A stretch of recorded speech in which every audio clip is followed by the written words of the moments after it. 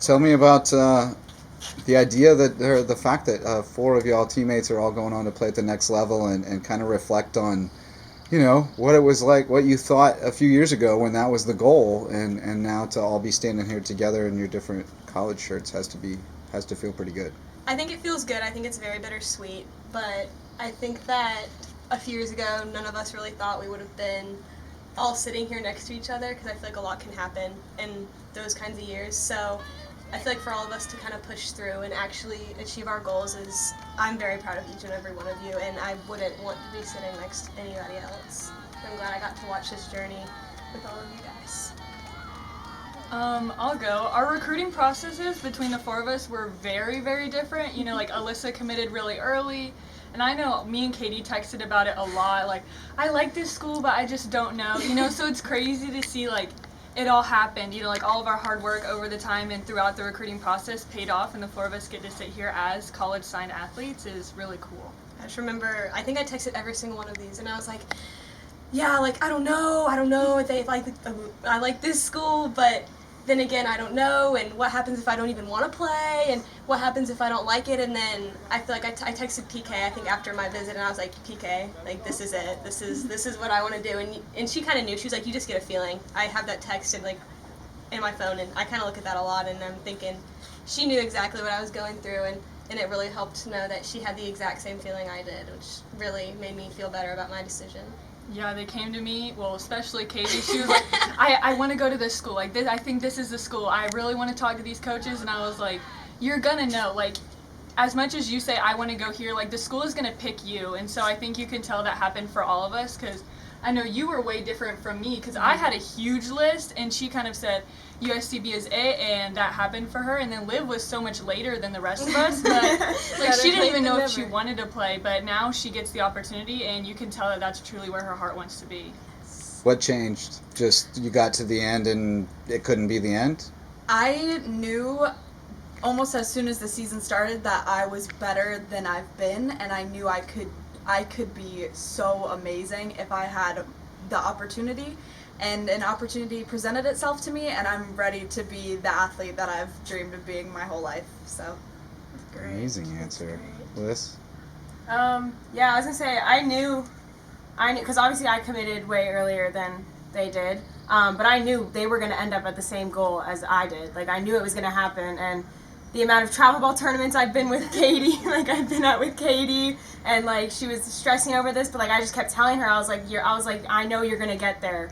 I was like, I know you are going to be able to play college at the next level, and like, you just get a feeling like these are the girls I want to be with.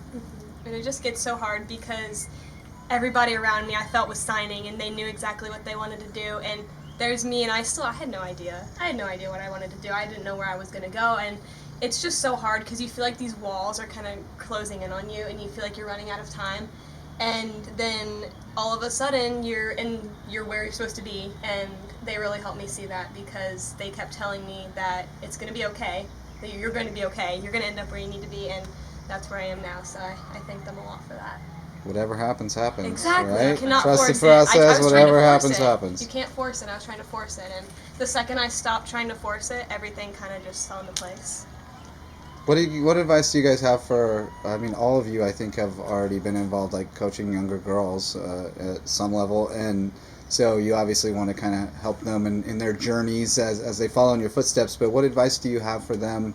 If they're sitting there, I don't know, 10 or 12 or 14 years old, and they have the same dream you did.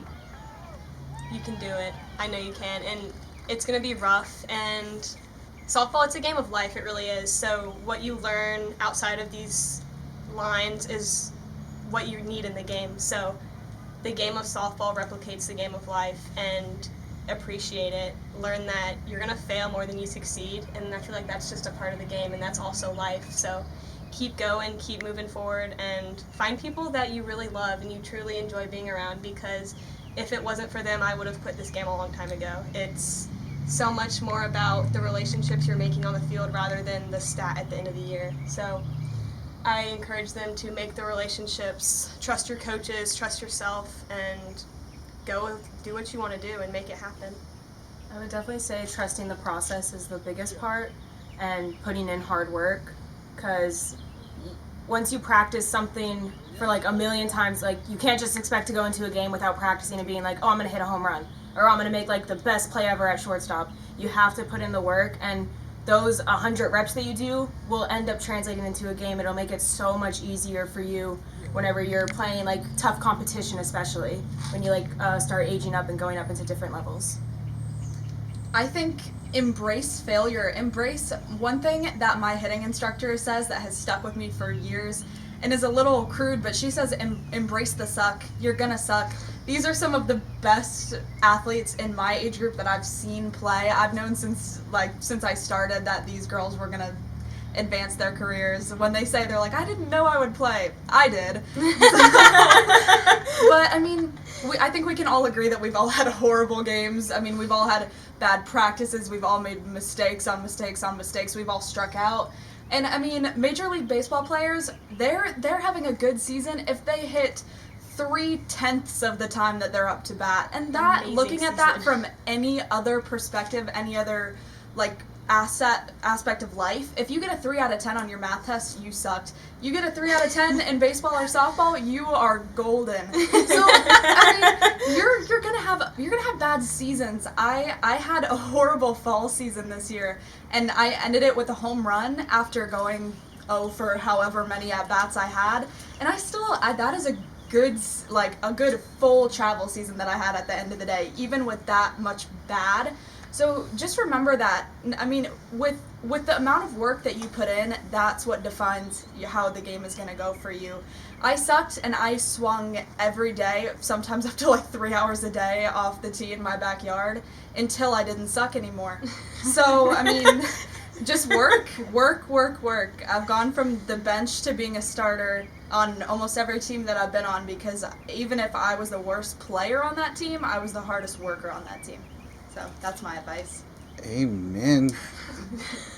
Sister Olivia, that was amazing. That went on for a Come minute. preach Sorry, at the guys. Church of Lowco. That's great. No, that was phenomenal. That was, like, you guys are model student athletes. Like, seriously, like, you guys are awesome role models. I appreciate you, and it's been an absolute pleasure, y'all.